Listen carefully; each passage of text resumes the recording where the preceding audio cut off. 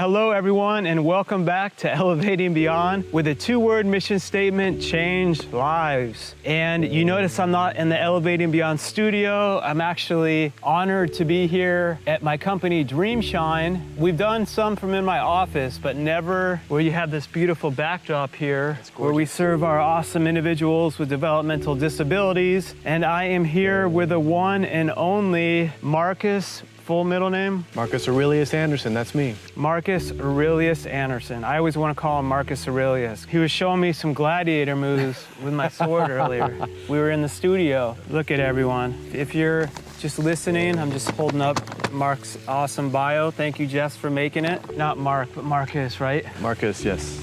But I had the honor of being on your show, and we've connected. Yeah. We are recording this in August. We had it scheduled, I think like in May when the shutdowns hit for COVID, which we'll be talking about. Rescheduled it, and this is awesome. My first back to normal in-person show since COVID. So F you, COVID, we're overcoming you. Yep. We have so many things. I don't even know where to start, whether it was you showing me how to cut people up with a knife in a good way, protective, years of martial arts. First of all, we'll have all the links. Marcus's TED Talk, I checked that out before we were doing. Is it The Gift of Adversity? The Gift of Adversity, it's the same name as the book. And the TED Talk's awesome. Just Google TED Talk, Gift of Adversity, Marcus, you hear him talk all about it, which we're gonna get into. Little cliffhanger, this guy has died twice. Yeah, that's right. I know you wanna keep listening now to get into that. I don't even know the whole story of that. As being deployed, don't even know all the details. We're preparing to deploy, didn't get to go. So we're gonna share all that and how you overcame it, which led to the TED Talk that you did that was amazing. A lot of people have watched that. It's almost like 100,000 people already. Yeah, it's getting up there, and it's a message that resonates, and right now, for better or for worse, it's a message that people need. Absolutely. Like, really, I want you to share that whole backstory, man. I'm just trickling in from, you were also told, like, that you weren't gonna walk. Correct, told I wouldn't be able to walk or use my hands again. Yeah, there was a lot to take in. Wow. So not only that, I mean, we were jumping down just to get here where we're sitting now. So obviously, you've overcome that. A little bit, most of it. That dying twice. You've been doing coaching, building your business as an entrepreneur, have your own podcast, and then you're getting ready to switch it to, we can have it all in the show notes, but do you want to mention your current show that you have? Yeah, the current podcast is Conscious Millionaire, Epic Achiever. Probably by the time this airs, there'll probably be about 85 episodes that are out. Incredible people, love the Conscious Millionaire Network. Tivicum III is an amazing entrepreneur and coach. Really taught me how to podcast and what it took and how to interview and how to do that. And now I'm going to be pivoting into another podcast, which will be available shortly. So if what we're talking about today resonates with you, just follow me on social media and it'll talk more about that. And if you would subscribe to the current podcast, Epic Achiever, you'll love it. I talked to Navy SEALs, I've talked to incredible entrepreneurs, Olympic athletes, professional athletes, MMA fighters, and it's all about people that have found adversity in their lives. The people that I've met, they either see adversity as something that stops them, or they see it as something that triggers them to create excellence within themselves. And it doesn't always happen overnight, and it's not always easy, but those are the people that I really resonate with because that's what I went through, and that's very much the hero's journey. So whether it be you with business, whether it be you with a relationship, whether it be with you trying to find purpose in your life, everybody goes through this. And the more people that you can find that have done that and overcome it, just like with Mark's story, right? When he started, the idea is to see adversity as opportunity and ask yourself, what can I learn from this? What can I let go? And how can I turn this into something that becomes the best thing that's ever happened in my life? And if you can do that, adversity will always be a gift, and you will always embrace it and try to find it at every opportunity that you can. We're really going to get into your story of what happened with the adversity, what it was like to die not once but twice, which blows my mind. And of course your book, The Gift of Adversity, leadership mindset coach, working with different business owners, CEOs, high performance. Yeah. People all over the US, probably in other countries too, I'm sure. Yeah, internationally, different parts of the world, so that's great. When you have information that can actually go around the globe, that means you're doing something right. How many years have you been in martial arts again too? I started doing martial arts when I was 11 and I'm 48 now, so I've been doing it for quite a while. As we were talking and you were like sharing, like really we were in my office, we should have had that part. I had my sword from 300. Actually, we both have our pocket knives on us. Yeah. And he was showing me like the right way to to make the moves and all that. But what's cool is so much of that goes into leadership, like not in a stupid, cheesy way, like what you learned, what you've developed, the mindset behind it transfers into doing business, being an entrepreneur. Yeah. And I was just saying, like, there's no one way to do anything, but like when you're doing it from what you've built off, it makes it the most like practical and genuine. And I'm listening to stuff, and I've had a company for 13 years, but you're talking different martial arts things that you've learned and things that you're doing with that, and it's totally new stuff to me. I love it. If anybody that's listening to this has a business, or if you're trying to figure out what you want to do, there's probably 1 or 2 areas in your life that you don't even realize it, but you're an expert in. So it could be an expert in video games, it could be an expert in nutrition, working out, whatever it is, but that's sort of a sphere, that's sort of a circle. You would be surprised if you would take the things that you're an expert in, 2 or 3 things, and kind of overlap them, like in the Ikigai, the Japanese concept of purpose, or in like a Venn diagram that we see today. As those areas overlap into what you are and into who you want to become, you will see that there will be pieces of each of those things. So to talk about martial arts, Bruce Lee says his philosophy for his martial art, Jeet Kune Do, his philosophy was absorb what is useful, discard what is useless, and then add what is specifically your own. So if you have experience as a BMX bike rider and you're opening your own business, there's probably something you learn from that. Maybe you learn discipline, maybe you learn to be tough. Maybe you have insights into a specific product that would be niche specific to BMX. Yeah. And now because you know that group and you know that market so well, you really understand what their needs are. And then by doing that and branching into other things, and that's just one example, but you would be surprised at all these things as they overlap, even like Elon Musk, economics and physics. And all of a sudden now he's created Tesla, he's going into space, PayPal, all these things. Building rocket ships as a kid. Yeah, so all those things come together. And just like Mark was saying, all these individual things that you do really well, they're specific to you. So if it was a passion that made you become an expert in it, then chances are that passion is still there. And when you can cross those passions and put it towards a specific goal, some change that you want to make, something that pisses you off, some injustice, that will drive you much further than any paycheck, any recognition, or any permission that you can ever try to find to validate yourself. So that's kind of what I've done with everything, and I think it's coming together pretty good. By the way, I'm a communicator in a different way, where I've been on like media shows or like Fox, and I was on for like my book. If you get them off their question, they get lost. Yeah, they have no idea. But I can't, their stuff's on a teleprompter, yep. And it's crazy. They're looking at the camera and they're looking at you, but they're really good at doing it their way. But when it comes to a full conversation, one lady's like, I don't know how you can do that. Like, if I am too structured, if I'm like reading the whole time right now, I'd be overthinking. Yep, there's no emotion, there's no presence. Yeah. You can even pay attention other than say like, wow.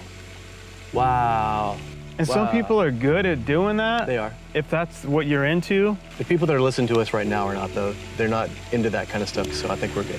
Thank God. And there's a need for more stuff. It's what we've been talking about with the media and everything too, is the mainstream stuff that's out there that's like so edited. It's great to have a good production and do the best you can, but also when it's so edited that no one's ever able, it's like something flying over us. I don't know if you'll hear it or not. It's a plane. It's making sure we're not going to war or something. Yeah. You never know right now. Like, they'll come in and be like, the word COVID was like popped up or something.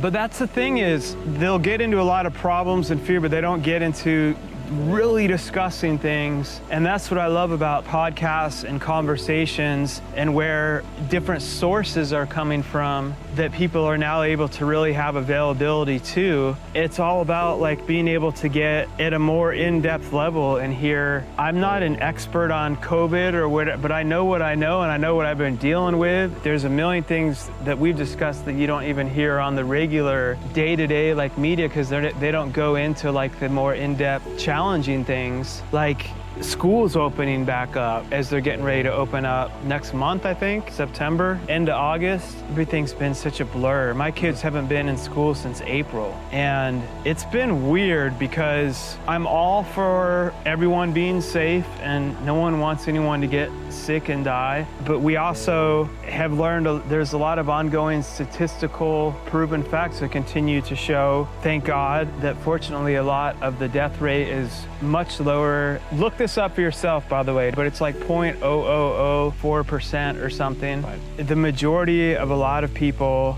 unfortunately that do get COVID get over it, which is what they said from day one. The goal was for everyone not to get it at once. And I don't want to make this, but it's what's going on.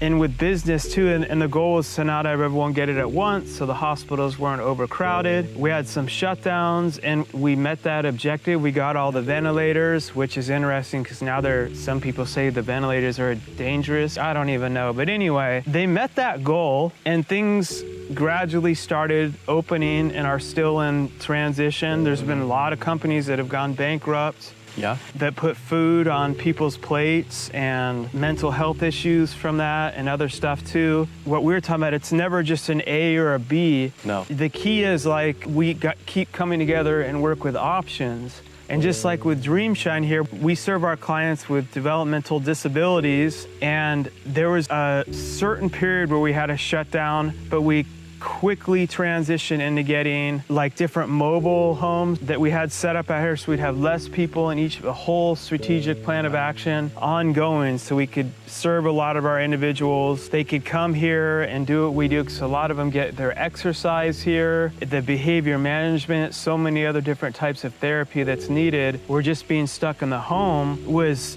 endangering in ways that they have other health issues where they weren't able to walk, and we were seeing things. So it's like continually, and it's been a lot of work, sleepless nights, and we've been persevering through it. But the thing is like continuing to get the facts the best you can and keep making options and being strategic. And with the schools, what I'm voicing out, I understand virtual option, and for those that are like health endangered or just really scared, I empathize with anyone too. And for a lot of other people that parents are working and kids need to be in school, not to mention just social skills and depression, and I don't know, maybe education, if you think it's important, schools, someone should maybe speak up a little more, because the virtual thing, to be honest, and we pay like one of the highest taxes, and I work my butt off to have them where we are in the schools to pay that, and the virtual thing was a total unprepared joke. They were doing the best with how it came quickly. Right. But now I'm getting a different thing every day, and it's like, and I was telling you this, I want to say this on the show, my opinion is there needs just to be continued options. We're seeing it's not just A or B, and more schools are like, let's just close down. And that's a great luxury to have when we're still paying our taxes. Like, I'm just being real here. These are facts. The school's still getting their funding, and the salaries are still would be getting paid to the different teachers, and I respect all the teachers working hard. And a lot of people jump on that, and they're like, yep, you want to keep everyone safe.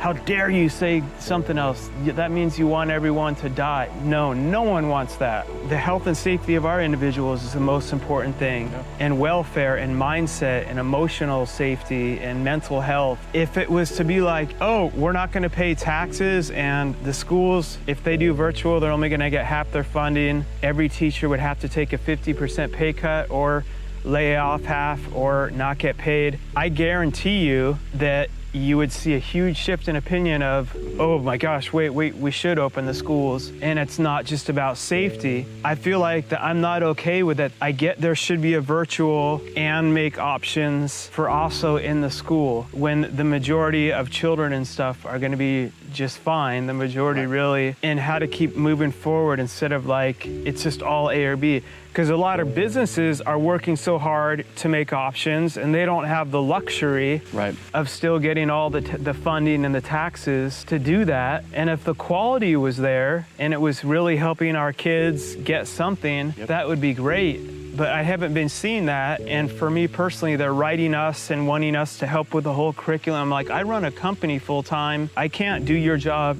teaching, and don't just send me some online and do nothing to make more options. This is about problem solving, and I'm not just saying it's A or B. I just feel like I haven't seen this discussed at another level. It's kind of just like we get a notice, this whole school district isn't opening. One said for the whole year. I'm like, really? You're already calling out out the whole year. Maybe start 2 weeks late and start with a transitional plan. Right. And it's very convenient to keep having the funds and the taxes. Without the work output. Or a why? Like, what about a lot of the kids in the cities that are in abusive families that are just going to be around all that even more? And like you were saying, as an entrepreneur, as a person that owns your own business, the people that I coach as well, their companies don't have the luxury of just sitting back. They have to pivot. They have to adapt. They have to understand it's not A and B. They have to figure out what it is because the market dictates what the truth is. And what Mark's talking about is this idea that the market is not happy in an education system with paying a lot of money and not getting the kind of reciprocity that they would expect that they're entitled to for that kind of money. Again, I understand that this is difficult, and I understand that we have to change and adapt, but there would be much more urgency if there was less fundage, because right now a lot of people are still able to kind of get by, but what happens when that starts to dry up? Then what? And the unemployment is a small business. We pay tons in unemployment, and when they're not running, those funds drop. And it's not just about the money. Nothing ever is. When they say keeping people safe, I don't believe that's what they're also, because in a lot of ways, they're not keeping people safe. It's endangering people in other areas, in other scenarios, that it's going to be more detrimental. It's weighing out the risk factor for each person, is setting up options like, okay, I get it. This person is a higher risk. They should definitely have a virtual option, 100%. Or they live with someone that 100%. But a lot of people, if it's healthy and they're feeling like that, the parents have to work full time and the kids can't just be home all day that are in second grade and take virtual. How is that safer to where the mom is either having to drag the kid to work and be around more people and exposure, or try to have the kid home and can't help the kid and that, or the second is just left home alone? And it's like, okay, so then you'll have some accidents and you're endangering lives in that area.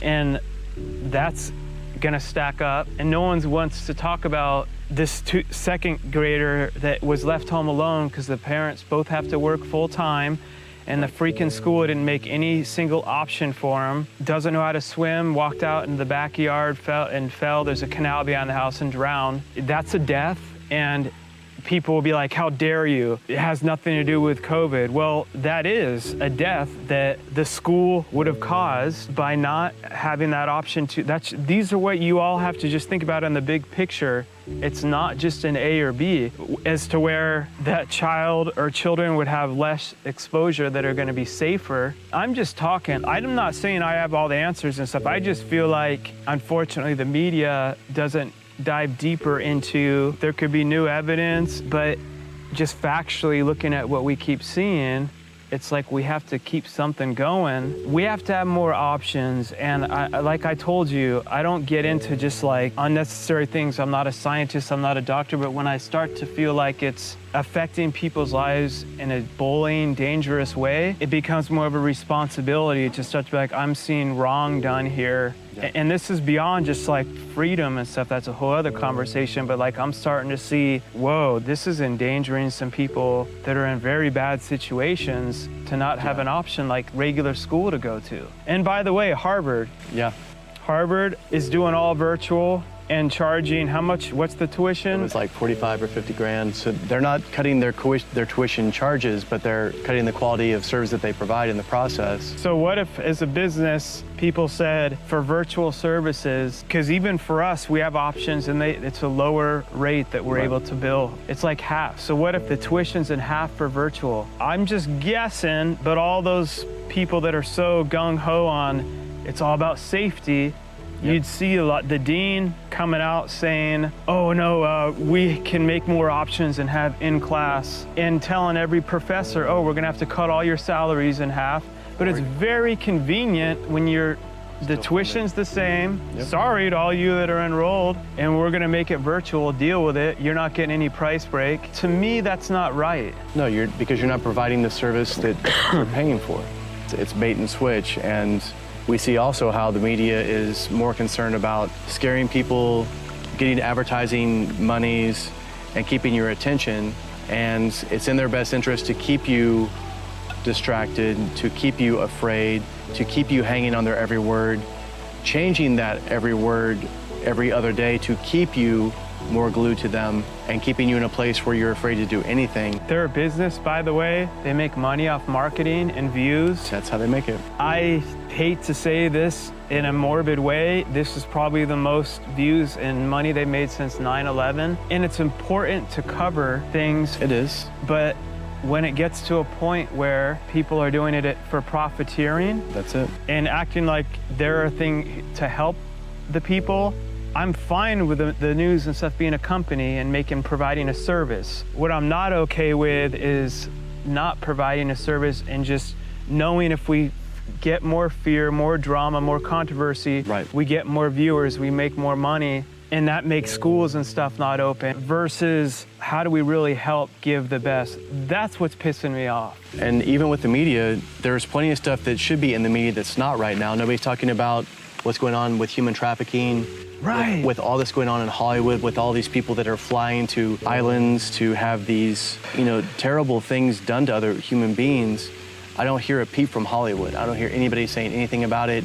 I don't hear any of the people that have been... But if someone doesn't have a mask... If you don't have a mask on, 50,000 people will... Yeah, people are going to die because of that. So again, just don't listen to what Mark and I are saying and saying that this is the gospel truth. But what I'm asking you to do is look, question, wonder where you're getting your information, maybe check it out, maybe dig into it a little bit, and then run that through your own kind of like filter of logic or philosophy and say, yeah, maybe this makes sense or maybe this doesn't make sense. Or just being in a place where you're a victim and you're just afraid to do anything has never served anyone in this country or the world throughout history. Yes, we have to be aware, yes, there are dangers, but there are many other dangers statistically that are much more likely to occur to us than what's going on with COVID, than what's going on in a pandemic environment. In chiropractic school, that was the big thing they told us. It was like, if you're continually sanitizing your hands and continually washing your hands all the time unnecessarily, you're literally breaking down your own immune system, because your immune system is like a muscle as well.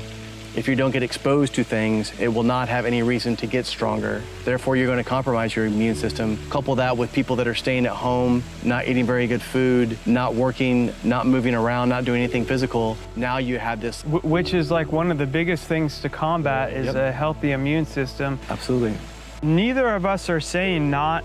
We all wear them. For my company, I'm so protective. We're outside right now. If I go in a place, I'm following whatever the stuff is. We're super careful around our clients. All of our team wears them. And I'm not even saying with the schools opening, with options, the kids can wear masks. I'm not saying to be totally ignorant, but the options of just totally, like the staying at home for a little while, okay, but that wasn't supposed to be an ongoing, permanent, and that was just to not overcrowd. This is what you all told us anyway, that not you listening, right, but the powers that be, to not overcrowd the hospitals, and that objective was met, and everyone worked really hard. And how do we keep progressing and moving forward? And they said there'll be ups and downs. 80% of people eventually, they said, would get it, but they're trying not to get them all to get it at once. Right. Out of those, they said about 79.9% will overcome it. I don't want anyone to die either, of course not. The swine flu came through when Obama was here. It was that H1N1. There was another pandemic like 3 or 4 years, maybe 7 years ago. Look it up on CDC, because I'm always on there. But there was another one, and that killed over 500,000 people. Nothing ever shut down. I'm not saying that some measures couldn't have been taken, but it's very interesting that went through, and you didn't hear a whole lot about it. And they weren't testing that. Nothing's ever been tested and magnified like this too. If that would have been tested as much, we probably would have saw that killed way more people, similar or higher even than this. But because it wasn't on the spotlight and stuff every day, it didn't collapse economies, and there's people, that's what I mean is like, be safe, we all care about lives, but let's keep looking into ongoing options. Well, and it's become this huge state of division, and you have people where they politicize it, or it's almost a religious ideal where if you don't wear a mask, then you are not courteous and you hate other people. And if you do wear a mask, then you're living in fear and you're weak.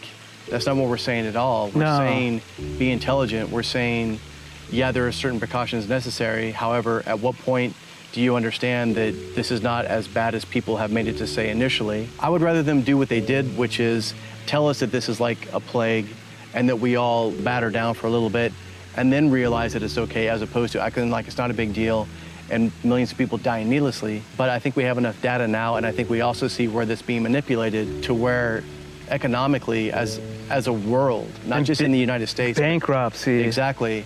So we're winning the battle, so to speak, by staying home, but we're losing the long-term war of what's going to happen 6 months, a year, 2 years, 5 years from now. There are huge, huge blue chip companies now that are going under. If you go somewhere where there's a mall, you're gonna see a lot of places closed down.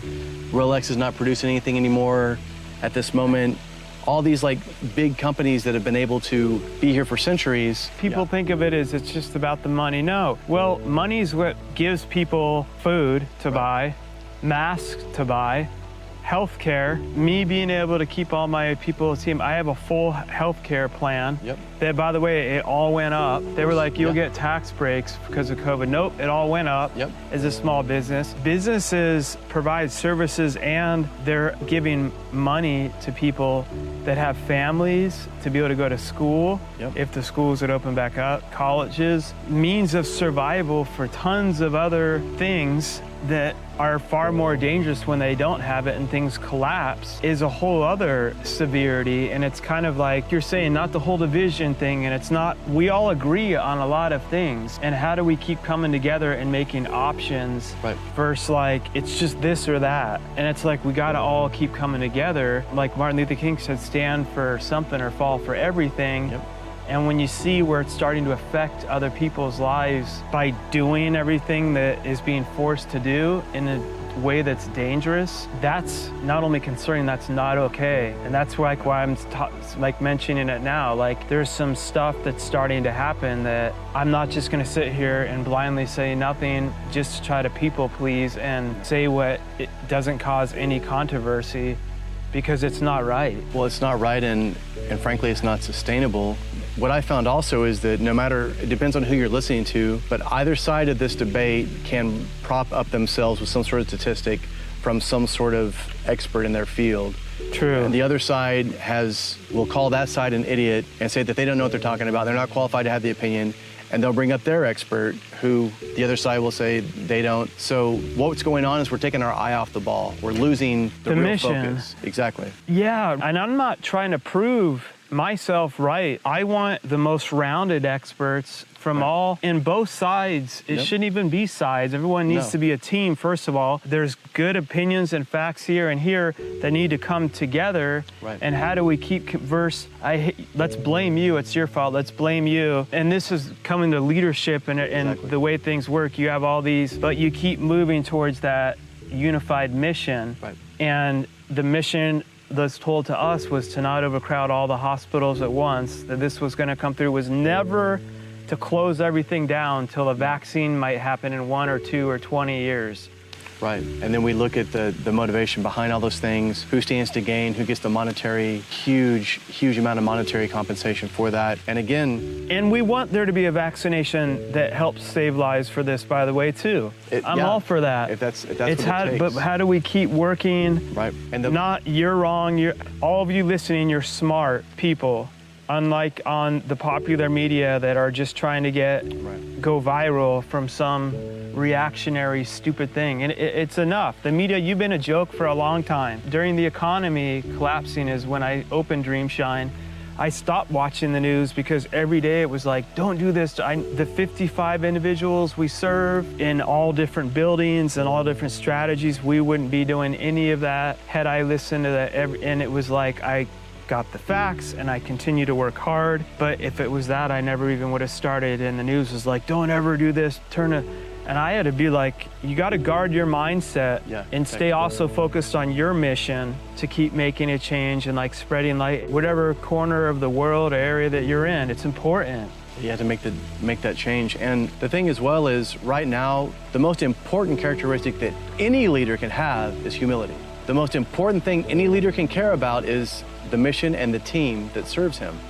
So if I don't have a dog in the fight, I'm like, I just want us to get from here to here, and I have a team of people that I trust, and we all talk about it, and I realize that I don't have the right answers, or that maybe somebody else has got a better answer than I do, let's try that. However, because people have put their foot down and they put a stake in the ground and they've drawn a line in the sand, and they're putting their reputation and they're putting their expertise, which turns into monetary compensation. When they put themselves on one side of this division and then somebody else comes at them, now it's not about who's right or wrong, it's about who gets to be in a position where they can dictate who's going to make the most from this. So if you want to know what a person believes, you don't listen to their words, you observe their actions. Right. And what we want is we want to find out how to get to the next step, how to move forward with this, live life, as opposed to trying to be right or wrong. Right. I would rather be wrong and get to the correct conclusion and admit that I was wrong, as opposed to saying, this is what we're doing. Yeah. And again, let's be honest, government, anything that's run by the government is inefficient and ineffectual, so it takes a while to change it. Right. But at the same time, there's certain confines in which we can all operate to help move that along. And if you're just gonna sit there and try to call somebody else a name on social media because they do or do not agree with whatever you believe in, whatever the case may be, because there's a lot of stuff out there right now, is that really gonna help us get closer to the answer? Or are you just more concerned about trying to prove this anonymous person online that they're incorrect, or that you found the statistic, or having 10 words on Twitter or something, I can't even get on. I'm just like, ugh, makes me want to throw up. Just to where I love the greatness of social media and in the right ways to be able to spread powerful messages, and I like the freedom of it. And there's a lot of stuff that it's just like, now some's being censored. It's beyond weird. You got to put your conversations like this are healthy, and you can have healthy conflict and respect each other and disagree to get to a point of unity and problem solving. That you learn much more from a disagreement than you ever do from everybody just towing the company line. You learn a lot more about each other, and if you do it the right way, and if you can respect somebody, if he and I don't agree with something, we can still respectfully debate one another, and not turn it into this moral or idealistic or personal attack, where now I'm trying to drag him through the mud because of anything that is not related to the subject matter. And the more that we do that in a respectful manner, the more our relationship will build. So if it's a relationship in business, if it's a relationship in your own family with your spouse, if you can't have a disagreement with them, there's something else going on there that you need to unpack that's been there for a long time. And the reality is, if you're around anybody long enough, even if you grew up in the same place, went to the same schools, had the same education, were raised in the same religion, had the exact same hometown, if we wrote down everything on a list, eventually there would be one thing on that list that you don't agree with somebody else with. Right, and that's what makes us unique. We're supposed to be learning new stuff. That's it, and that's what life is. So if you just cut everybody else out of your life or out of your business or out of your relationships simply because you disagree with them with one thing, that is the sign of an immature middle schooler. That's not the sign of an adult who wants to learn, or an entrepreneur or a leader who's willing to say, you know what, I was wrong. How can we take this information and best use it, as opposed to trying to placate to my own ego and say, well, that's what I meant to say, but you executed it incorrectly or whatever. People are so worried now about the battle of semantics instead of actually trying to get to the root of the problems. And if we can figure out what the real causation is and the direction we want to go, we can get rid of all this other stuff that's superfluous and is muddying the water, honestly, and stopping us from getting to the next place we should be moving towards. And by people too, I'm always like, when they say that, I'm like, don't include me in that. When they're like, we, I'm like, I'm not part of that we. And it's like, again, the media will act like everyone this believes this. I'm like, I'm not in that. Right. Don't you dare count. I believe some of that and some of this. Right. It's not just A or B. And now that it's starting to rain, we're gonna switch, and because I wanna talk about, before you were a best-selling author, before you were a TEDx speaker, international speaker, leadership, mindset coach with your business, going through the adversity of what happened to actually, I'm gonna say not just die once, but twice. I can't even, it's craziness to me, and being told that you weren't gonna walk again. So the rain feels kind of good. I would like to just keep doing it, but I don't know if my I'm good. Camera's gonna make it. Whatever you if want the to do. camera's fine, if things start shorting out on us, I don't have just unlimited funding coming in ongoing. You don't? Through Through a government loan? I spent hundreds of hours on all that. And like I said, with the recession, I dealt with what it took to work with banks and having a business and good credit, and still no one would give anyone anything, and having to just, you like you said, it's either a victim or you have to keep creating options. It's either everything. Yeah, it's either a sad story or a powerful lesson, and we're the ones that shape what that looks like for us. If you look during the Great Depression in the early part of the 20th century, there were more millionaires created during that time than any other time in history. So if we're just saying, oh, because we have a downturn right now, that we should all fall apart, no. This is a perfect time to create disruption in all these industries. This is showing huge gaps, huge cracks in the armor in education, for example. Do the teachers give a damn, really? Because when everyone's ready to just throw in the online, great, cool. I haven't seen teachers and stuff that are really passionate. Like, what about the population I serve? It's the special needs and developmental disabilities. They literally can't be home alone. They need full care. A lot of them need assistance with feeding. They have behavioral issues. They're in danger. They don't have care at home. Their parents have to work. So are you just, and I know everyone cares, but by doing this, you're showing you don't, because it's like, screw them. They can't do virtual. And like, that's where I really will get mad, because it's like, there's no, oh, and here's the plan for that. And from a percentage standpoint, you can't just leave all this out. Like, it's so neglectful. Well, and statistically, there are probably more people that are in need, that need this kind of help, than people that are being hurt by the pandemic in general from the actual virus. That's not saying the virus, you want people, no, we can't blame each other and be like, well, do you want people with developmental disabilities to die? I know you don't. No one wants anyone to die. Let's stop saying that all the time, but we have to look at everything else. There's not just only COVID on this earth that's going on. There's a lot of other things that are the impact of these decisions that have to be taken in, not lightly, to be like, we're just shutting down for a year. This is unsustainable for so many of us economically, and if we don't start turning it around now and taking responsibility, it's going to get a lot worse before it gets better. Yeah, and I feel like a lot of people companies are doing all they can. You see them splitting stuff up, and you see all the partitions and stuff we're getting here, but that's costing tons of more money.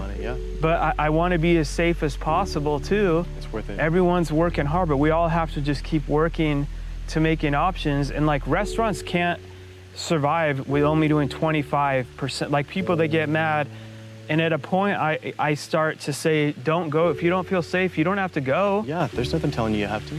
That's totally that's fine. But also, like, people can't just keep restaurants operating at 25%, and they don't have the space, and also the bills don't stop coming. I love when people are like, let's just pause all this, it's all fine, but the bills don't go on pause. Nothing else goes on pause. The rent, all the stuff, the business expenses, none of that's owed.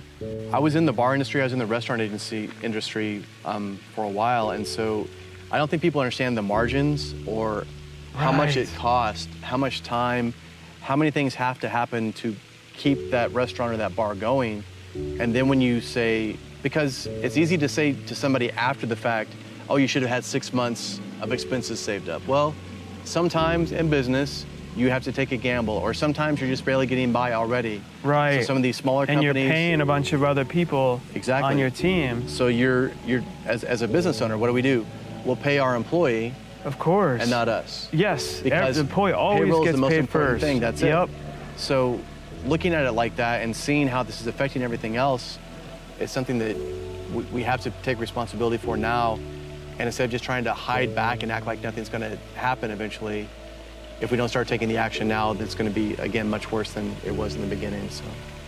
Right, and keep taking action and options. From that, just challenge yourself, challenge us, challenge everything respectfully, but we have a lot of smart people. Everyone, I know all my listeners, everyone watching use your problem-solving skills to keep helping solve problems. Like, I'm not just doing this to attack and say I hate it. It's like, how do we keep strategizing and not giving up and problem solving, making options, never ever just A or B. That's anyone with an A or B mindset never thrives. No. Now, this is the time to disrupt these industries and to change the way we're doing everything. In business, what I always do is when I work with a company is I show them the plan that they had before, the business model, and then I show how woefully obsolete it was by giving them something that's elevating. Yeah. So they realize it's like, listen, if I made 20 million last year, but a bunch of my employees were unhappy, we all got burned out, Right. and now we want to make 40 million this year, well, if you're using the exact same model that you were before, it doesn't take long to figure out that you're not going to be able to do that. And then you'll have turnover, which burns you, which is exhausting. Yeah. The morale goes down, which then over time Yeah, it affects affects the everything. product, the service. Yeah. But if you can sit down and say, listen, this is where we were very inefficient in this process. This is where our vision was not very specific, and this is where we weren't developing and innovating, whether it be a Right. product or a service. If we can do all those things, if we can say, what does my customer do before they buy my product? What do they do instead of buy my product? What do they do after they buy my product? And what do they buy in addition to buying my product? And start looking at a bigger idea like that, that's when you start to see all these other dimensions. So like I talked about before, having these areas, these spheres of ideals, this area of expertise, you can put all these together into your business and create something that makes you unique. You may even develop your own niche. And like Christopher Lockhead says in his book, Niche Down, he says specifically, if you can own a category, if you're the first one there and you do it well, you will own 3/4 of that category. Even if other competitors come into your sphere, they will be fighting for that last 25% because you have already owned it. So if you want to call it blue ocean therapy, I mean, however you want to call it, the idea is find something that you do really well that's unique, get better at it, and then when you're doing it well, innovate, learn to leverage it, learn to get better at it. And again, that's the kind of mentality that we should be applying right now to the hardships that we're facing. COVID. So that's just a very broad spectrum, but Right. that's how an entrepreneur, that's how a problem solver thinks. That's what leadership is.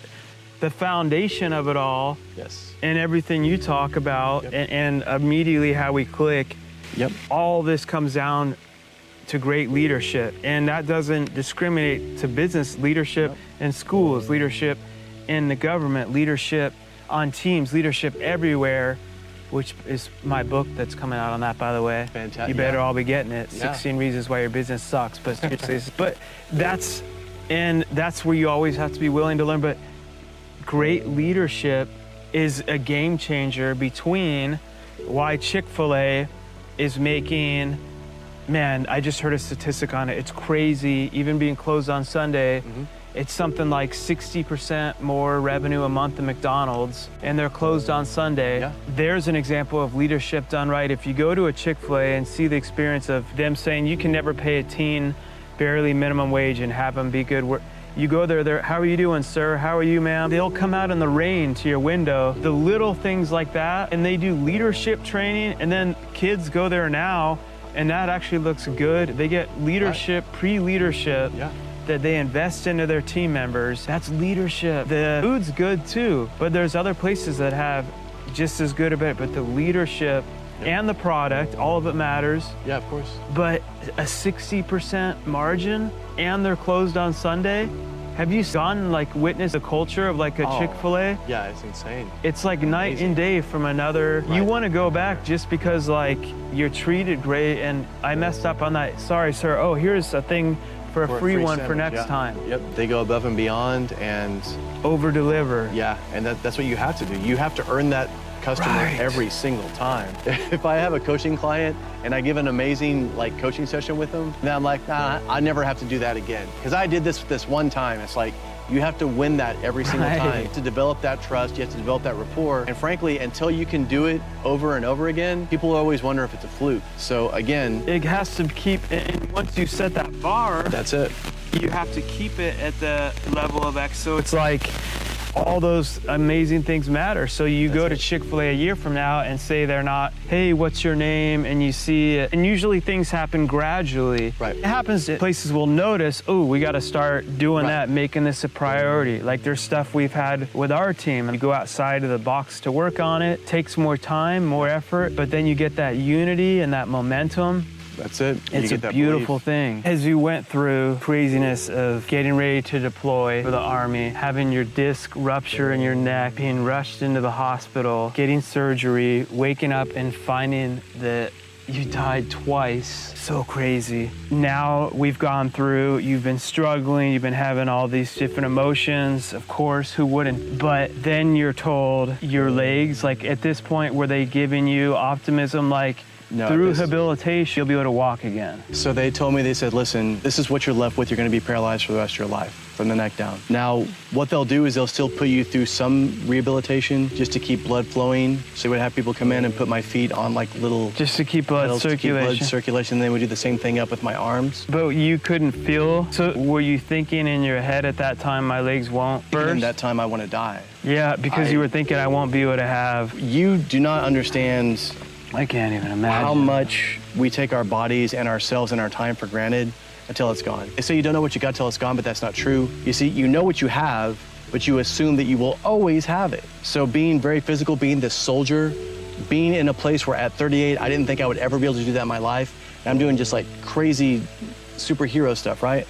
Yeah. Going from that. Yeah, doing martial arts your whole life. Yeah, being able to go from that to being able to not even change a bedpan, that is a big wake-up call. And not even being given like the hope of, but through rehabilitation, there's a good chance, more being told, there's a good chance that you won't have. On top of that, like the hopeless. And that's where it was. You're gonna have to adapt to not. Around this, because the more you fight against this, the more angry you're gonna be. Whoa.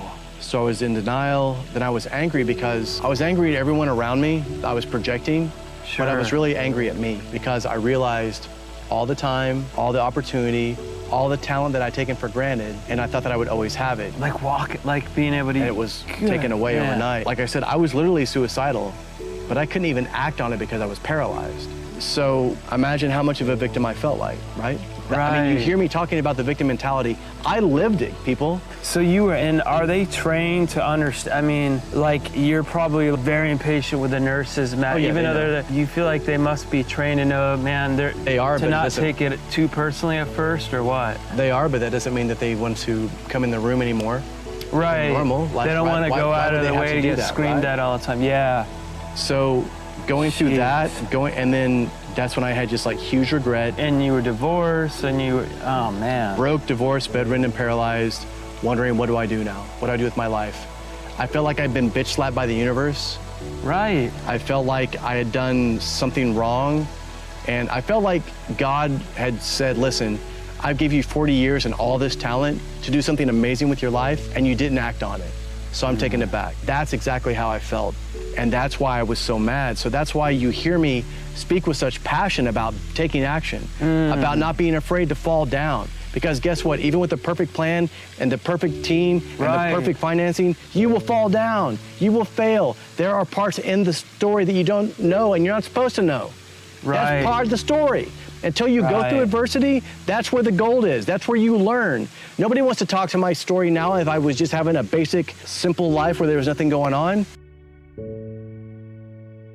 It wasn't fair. I did get bitch slapped. Why did you let this happen, God? But what are you gonna do? Where you can flip the story is, wait, what if this didn't happen because God or whatever hates me? Yep. What if it's because I am still capable of so much more and wants me to now use, my story doesn't end here. No, this is the beginning of the story. This is a new other chapter. It's like, it's never, a lot of times, just like, well, this one thing happened. No, it was more of kind of like going through, did you start to get something with your legs that started to give you some hope or something? For me, what happened was I was just angry and livid at everyone for months. And I've done martial arts for a long time. I've understood all the philosophy. I've studied Taoism, Buddhism, Zen, Stoicism, all kinds of ideas. So I had that stuff keep coming in my head. And the thing that kept coming in my head was adversity is a gift. I never really heard that before, but it just seemed to come together. But it's really easy to hear something philosophical when your life is going well and be like, oh yeah. But when you're in it, it can almost make you more mad. It sounds like a bunch of flowery BS. You're just like, man, shut up, right? So for me, I was angry for months. And then eventually I realized that the anger wasn't serving me. So I could either stay angry for the rest of my life and play the victim for the rest of my life and say, woe is me, and try to one-up people with my hardship. Oh, you had a bad Monday? Let me tell you about my life. You ever have people like that in your life? Yeah. Everybody has them, right? Because maybe deep down who you were, like really deep down the foundation you knew Was in there. to keep being like that wasn't gonna help. But it wasn't like one person I talked with you, so it was more like... So it was that anger and then making the decision that I was not going to be a victim anymore. And we were talking about breath. When you're lying in a bed paralyzed from the neck down, you can't control anything except for your mind. And even then I couldn't control my mind because I was so mad. But what I could control was my breath. And I'm not trying to sound like smart, but there's a parasympathetic nervous system in your body, which is like your relaxing nervous system. And then there's like a fight or flight system called the sympathetic nervous system. If you take deep breaths, it actually stimulates the parasympathetic nervous system. It actually helps you relax. It actually helps you take a deep breath and step back away and disengage. So by doing that alone, it allowed me to say, okay, this is one thing I can control, and that's my breath. By controlling my breath, it helped me not be as angry. I was still angry, but it helped me start looking at, where's the opportunity in this? Is there opportunity in this? By taking like that breath and releasing, it kind of got you to be able to release the feelings that were more like fight or flight, adrenaline, anger, even though justified, and to be able to have a little bit of like peace to be able to start for that moment, having other thoughts for a second. Yeah, it gave me the opportunity to start looking and say, what can I get from this? Like, what if? And the thing was, there's no way, I mean, if you're a person who's 40, there's no other time in your life when you would take 3 or 4 months off and just stop work and stop everything else and not move and just think about your life. If you're in your 20s, you probably don't have that luxury either. Even now during what's going on, people don't have that luxury because there's more pressure. So for me, I desperately wanted to walk again up here, but sitting there in that bed for a long time made me start to realize I've got this issue right here, and then this one, and then this one, and then this one. And I wasn't worried about walking anymore. I was just worried about understanding the fact that I wasn't actually showing gratitude in my life. I'm still alive, so what can I start doing to... Because people are like, oh, well, you're alive. I was like, I don't want to be alive. I mean, how ungrateful is that, right? And I know that people talk about gratitude all the time. But it's like a muscle. It's a muscle. And you don't just default to it. Now I realize it's like now you got to keep practicing it. And that's the thing, because real gratitude, not that BS gratitude, not saying, oh, I wrote down what I'm grateful for today, or watching your life fall around you and just go like, oh, but I'm grateful. That's what a victim does. That's what a person does when they're trying to make an excuse for not taking action. If you are truly grateful, you act in a grateful manner. Being grateful is a verb. Yeah. You have to act on it. And yet the feelings follow the actions a lot of the time, not the other way around. So you can't fake it. If you say that you're grateful and you're really not, you're actually building up a lot of negativity inside you. And what are you doing? You're triggering yourself. You're attaching something as a trigger to when you feel gratitude to where it's actually having the opposite effect. For me, I was grateful that, and here's what happened. In Zen, they say, take yourself out of the equation. So I said, okay, did anybody get some benefit from me being hurt? But then I realized, had I deployed in Afghanistan at that time, because we were getting ready to go, and I believe that this would have happened no matter where I was. I believe this injury would have happened no matter where I was in the world. Maybe you would have died, or maybe that injury would have happened and it would have caused who knows? I would have gotten, potentially, for every one man that is injured in combat, it takes 2 to pull him to safety. Right. So if I'd have been someone injured, else could, I would have pulled. Or maybe someone wouldn't have got saved. That's it. Now the team is compromised. Another team has to come down. Another squad, another platoon. A helicopter has to fly in. All this would happen in the hot zone, in a red zone. Yeah. So that means every person there would have been put in harm's way. Now, we know that when we signed the contract, I get it. Of course. But for me, I needed that. Knowing that there were 50 other people whose lives was not put in harm's way because of my injury. That was the first time That's interesting. in months I actually said, wow. Like a positive. Yeah, I was like, I'm lucky. I literally said it, and I almost wanted to see who said it, because I couldn't believe that I was saying it. Wow. I was like, wow, I'm lucky. And that was the cornerstone. That was the beginning of genuine gratitude. And once I was grateful for that, I was able to be grateful for the nurses that took care of me, the bed that I may never be able to walk out of, the room that I may never leave. And a week after I started genuinely feeling gratitude, a week after that, I started getting a little bit of feeling back in my left hand. That's crazy. Now, it wasn't a lot, but it was a lot more than what I had. But it was something. And that's what built hope. Our brains isn't just this magical spirit. It's a real thing in our head that produces all these chemicals that create all these different results, and there's so much of the brain we still don't even know yet. But like one thing that you could say is proven is being negative and angry, even though you're justified, doesn't lead to the same like healing outcomes as intentionally finding a way to change your perspective. I've never heard of someone I was still bitter, I hated, and I started being able to walk. Yeah, all of a sudden, It's always like the power, and that's why whatever, like the prayer, and that it's people that are doing these things, it's leading towards some type of hope and gratitude that is another whole part of your healing process. Real gratitude. Real gratitude, right? Not fake passive aggressive. Fake passive, exactly. Not the microaggression gratitude that people have, and they are secretly jealous of somebody else, or they're unhappy when they see somebody else succeed, or they hate themselves and that's why they work out, or they don't want to eat food because they feel like they have a negative self-image. And your body understands this. Your body figures it out. So you can say it all you want, but if your body does not believe it, it's not going to go with it. And I don't know neurologically what happens specifically in my body, but that's my experience. So just like with my death experience, that's what helped with my recovery. Wow. And that's amazing. If you listen to Joe Dispenza, he has a similar story where he healed himself. There's other people that have gone through Joe Dispenza's material where they have had similar experiences. I did not do what they did. I just said, listen, what else have I not been grateful for? And I went all the way back to the divorce in my childhood and was like, that was traumatic at 8 years old. Yeah. But I need to be grateful for that. I basically went through my entire life like it was a piece of yarn, and I would tie a knot into anything that was like a negative experience, and then I would untie that knot and unpack it and say, that's a good analogy. What was the lesson in this? What did I learn? Or here's something else. It may not be something that you learn. It may be something that you forgot and you got reminded of, right? And untying it in a way is almost like not saying it didn't happen, but it's like this knot isn't helping, it's blocking things, and it's in a way it's like letting it go. Exactly. It's resolved now, it's free, and now I can move on to the next thing. And so now... Because you can't change it. You can change it. The only thing we can change is what we are doing right now. We can't change the past. No amount of regret will change your past. No amount of fear will change your future. And the energy that you're like negative or positive, hold on to from that. That's it, and it confuses you, it confuses anything else that has energy around it. So the reality is this, you get to decide what you want to do with whatever the situation is that you're in. And if you want to just stay there and complain about it, here's what I talk about in my TEDx talk, and I mentioned in my book, but I want to give you urgency right now. I just want to ask you, if you woke up tomorrow paralyzed from the neck down, what would you wish you would have accomplished with your life? If you let that sink in, and you think about the things you would regret, if you would think about the things that you would change immediately if you had the second chance, those are the things that are really priorities for you, that really matter to you. And everybody that we know now that has anxiety, that has fear, is because they are putting somebody else's priority in place of their own, and they have resentment, they get stressed out, they feel burned out. But if you look at how hard this guy works and what he's built in this environment, he works a lot of hours, he's putting in a lot of time, but the passion and his mission and his drive is so powerful, it doesn't matter. We understand that when we get to the top of the mountain, all the hardship and all the adversity that we had to go through will feel irrelevant once you're there. But right now, people are just now fighting. They're just now feeling what it feels like to feel true adversity. And if you cannot see that as a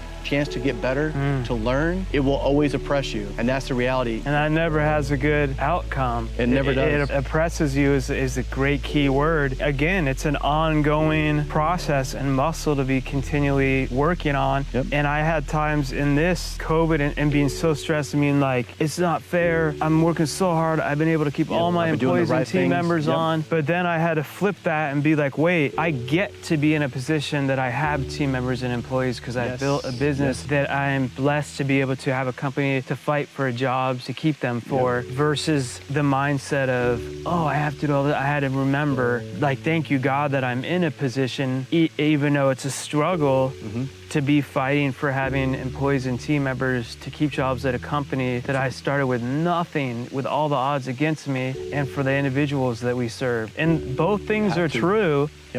But then you do that and you literally can feel the chemical switch, and it helps. And I think that's the key, is to notice when you're like buffering on some type of negative dwelling, to realize, whoa, this is happening. What do I need to do something to flip your switch? And that's always a huge one. I would be like, man, I'm complaining about this. Marcus was in a hospital being told he wasn't going to walk again. And then I'm complaining about trying to get this loan for the PPP to keep, but I can walk. That's it. And it's true. There's always somebody that has it worse. We talked about acceptance, right? So I went through denial, anger, bargaining, depression, and then acceptance. Yes, which is normal. Bargaining makes us hope that there's a way for us to get out of it, and that keeps us in that victim cycle. So for me, this adversity that I was facing, this paralysis, in the martial arts, if there's a bigger, stronger person that's pushing against me and we're on the same plane and we're both pushing, if they're bigger and stronger than I am and they have an advantage that way, if we continue on in the same direction, it's the definition of insanity. I will never be able to stop that person. I will never be able to beat them. However, just like we were doing earlier today, if I can angle off and they fall forward, now there's a gap. You can try to use your disadvantage to your advantage. So when that person pulls forward, if I lean in, when they push, if I pull, they're off balance, and that's my time. For example, someone's bigger than you and they have an advantage where you're the underdog and they come at you with more force. Yep. Rather than be like, oh, I can meet that and counter. No, I'll get knocked out or my head cut off. But if I blend you with can it, use that. Yes. What would be a disadvantage to your advantage? Exactly. You blend with it. They don't see it coming. They don't feel it until it's too late. So for me, adversity of paralysis was something new I could never stop. So I said, okay, God, the universe, whatever it is putting this here in front of me. What if I leaned into it? What if I went with it? What if I stopped having this expectation to get to this place that I want to get to? What if I was willing to get to the top of the mountain by taking a different path instead of just saying that this is the only way that I can get there?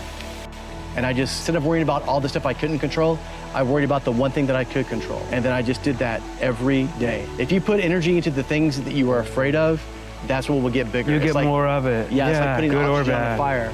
But if you snuff it out by not giving it any attention or any oxygen, it will stop. So in this life, instead of trying to stop all the evil that's around you or the bad things that are around you, you don't have time for that. That will bury you. Right. It's like plant more roses. That's it. So if you just... Instead of spending all your time pulling the weeds. Exactly. Pour into the things that mean the most to you. If you pour into those things and get rid of all the superfluous stuff that's not really even important, I will tell you what's not important. The amount of money that you have in the bank will simply be a number on a computer screen or a slip of paper if you're paralyzed. The kind of home that you live in, the car that you drive, the kind of clothes that you wear will not matter if you're paralyzed in a bed. What does matter? The relationships that you have with other people, the relationship you have with yourself. You will figure out quickly what is important and what is not. And that's why I asked those questions before. If you were paralyzed, what would you really want? Those are your priorities. Those are the things that you should be working on now. Those are the things you should be executing against right now instead of waiting for some huge adversity to push you. But here's the adversity that every single person listening to me goes through and they don't even see it. They're blind to it. The adversity that most people have is the adversity of mediocrity. It's insidious, you don't even see it. So right. You don't even feel it. Mediocrity, being successful, like a big failure at something that you hate. Right, yeah. But having great success in something that isn't your purpose or that makes you mediocre and not happy at all or fulfilled. And the thing that mediocrity is tricky. Like what you just mentioned. So the person who's really good at something, they have a natural aptitude for it and they make money doing it, but they don't really like it or respect it. Skill doesn't always equal purpose. That's it. So boom. Because they're good at that, that's all they do. But the adversity of trying to do something else or trying to work on themselves or try to have a relationship or try to do something unique, that stops them. So even though they're winning monetarily, they have scorched earth around them. And when they get to the top of their mountain, there's nobody to share it with, nobody that they trust, they don't feel that they're worthy of it, and they'll usually lose that money. If it's not their purpose. You can have something as your purpose and be a billionaire. Of course. But then there's always levels to that. And I love this conversation. I'm blown away. But like on our recent RV trip, I was listening to Curtis Jackson, 50 Cent Snow spoke. I never would have, it was so many levels to him talking about, that dude thinks way more. He's so smart. He opened up about not being smart, learning, making it into hip hop, how he got shot, but his strategy of calling out the other, knowing that he was putting his life on the line.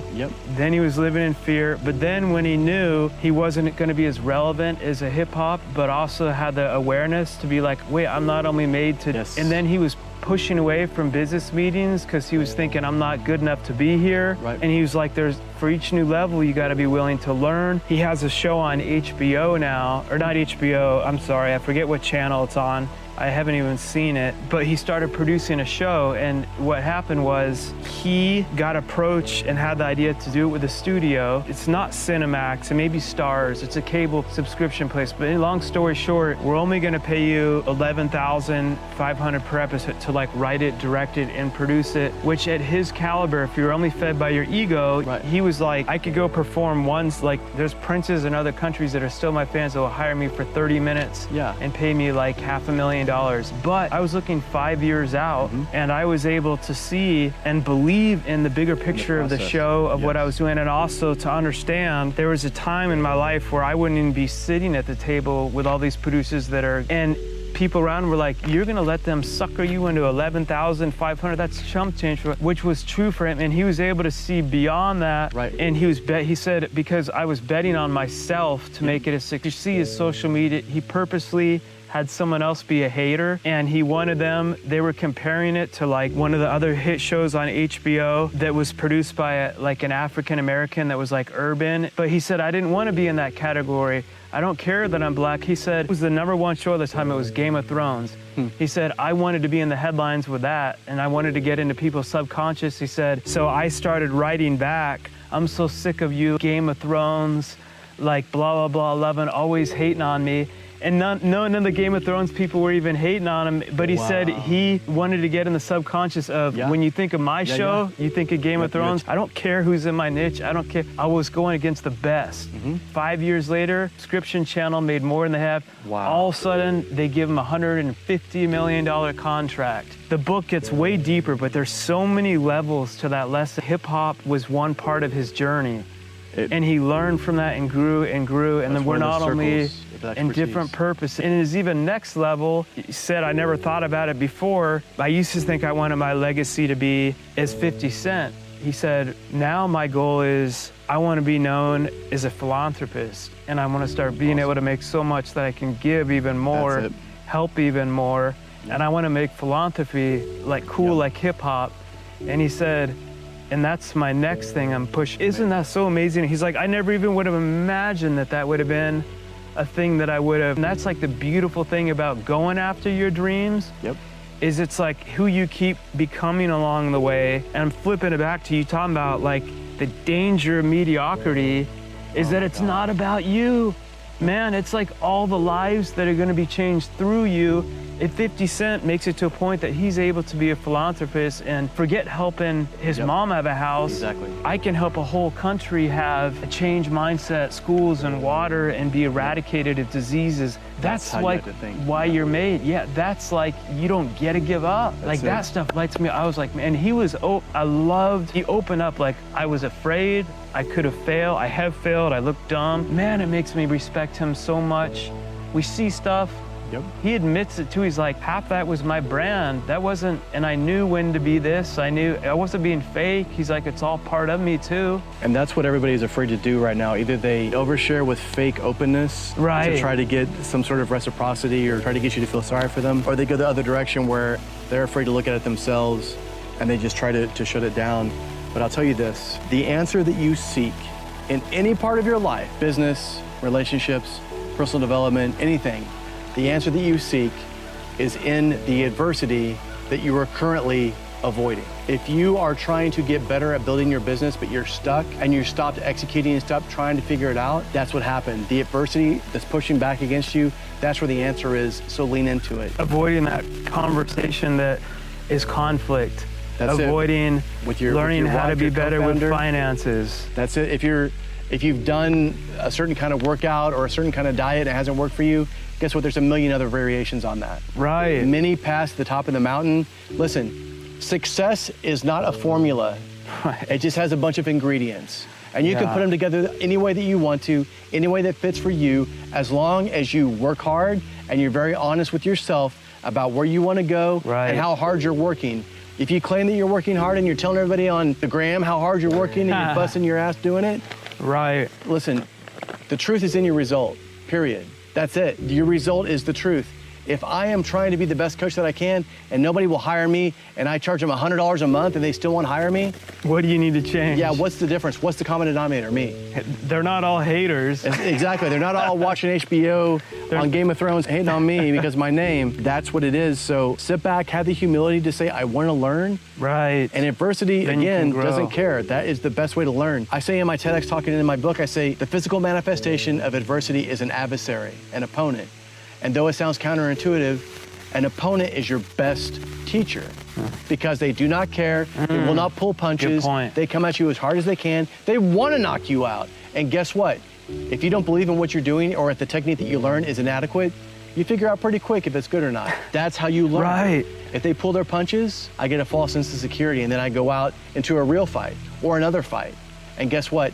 Now the stakes are higher. Or even worse, you just stay in the arena and judge everyone else. Right.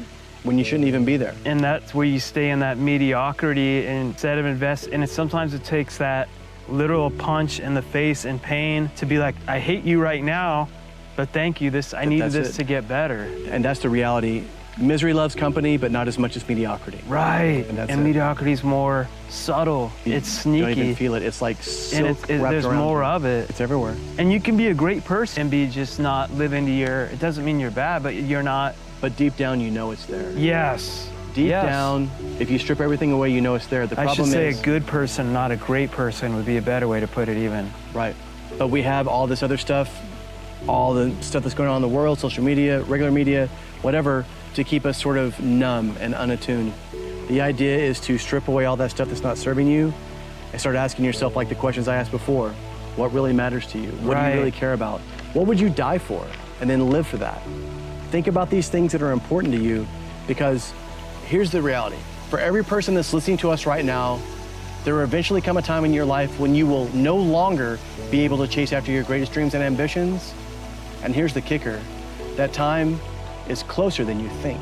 And it's even living mediocrity, the hurricane is still hit everyone that was living in even if you're living a life of mediocrity in New Orleans, the hurricanes and adversity doesn't discriminate, it's still gonna hit. Doesn't care, it shows up. So it's like you're still gonna have to deal with crap no matter what. So you might as well keep being in the best, like prepared, ongoing shape for it. That's it, and right? If we think of something that would be really, really difficult, and we apply ourselves to that, and then apply it to the things that are not as difficult, it shows us what we're capable of. And here's what I say at the end of my TEDx talk. I say, the reality is this: you can either face the adversity now by trying to go around it. You not only have to face the same adversity that you would have initially, but now you'll have to do it tired from trying to avoid it in the first place. So just like what you're saying, like a muscle, you're gonna be mediocre, and then this hurricane hits you. And you've built no adversity. There's no muscle now, so now you're thin skinned, so now you're really caught sideways.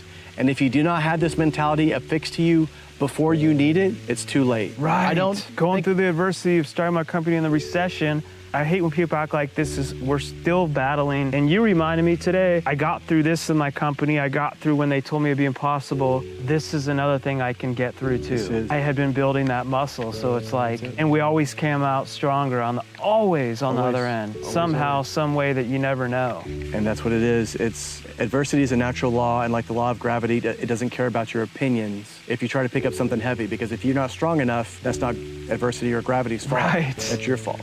You can be like, I hate that I'm not strong enough. It's not fair that I'm not strong enough to be able to bench 400 pounds. Everyone hates me. Everyone's against me. Well, that's great. So if you lay there and have someone hand you the 400-pound weight, it's still gonna, it's not gonna be like, oh, I'm sorry you're mad. Here, let me stay up here for you. It's still gonna crush you. That's it. So the book, The Gift of Adversity, best-selling book, Overcoming Paralysis and Pain to Find Purpose.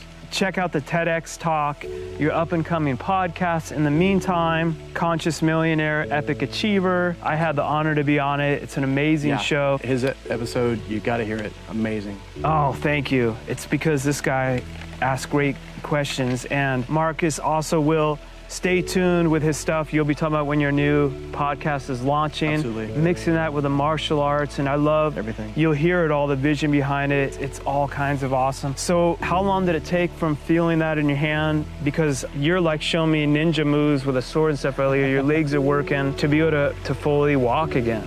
It took me over a year of physical therapy and occupational therapy to be able to, even hold a glass. Wow. But it's worth it. And for me, well, you saw like how much dexterity it takes to wield a sword. Yeah, and you're strong. You can feel you can tell you do martial arts. The thing was, I got out of recovery and I was 230 pounds.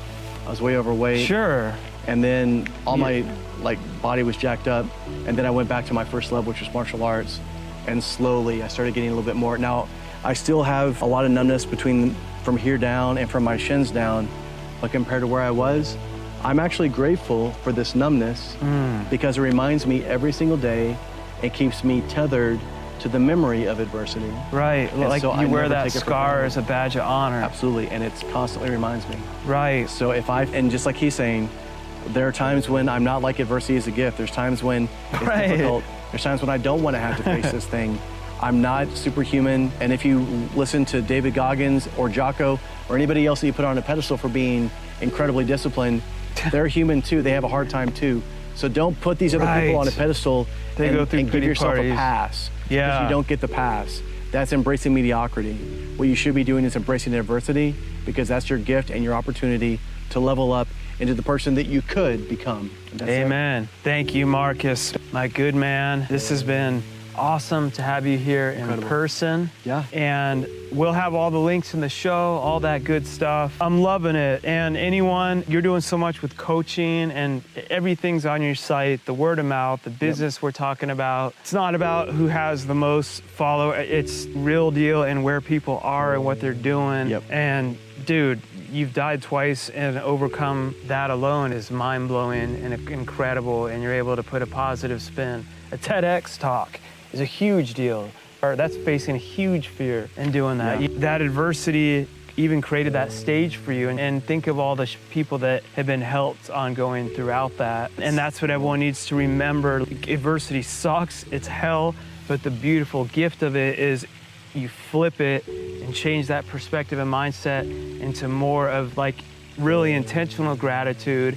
And how do I grow through this adversity? And it's not just about me, it's about this gift of life that I'm giving, and how do I use that to change lives through me? Whatever it is for you. And we all have our own different journeys. Absolutely. Amen. Marcus, have you with a sword. Marcus Aurelius Anderson. All social media, you'll find me there. Epic Achievers. Got some fantastic interviews with this guy. And you were named after... My grandfather named me after him. That's cool. And so imagine the burden of having that name. Right. That's why the studio became Death Twice. But it forced me to level up. Like I had to be worthy of that name. So even though I'm not worthy of the name right now, I try to endeavor to be worthy of the moniker. Don't you dare say that, man. And you're Marcus Anderson. You have your own special mission that you're damn well worthy of, and you're living it. So don't you dare say that, man. You're doing it. So never settle. Thank you so much. Never give up, and keep elevating beyond.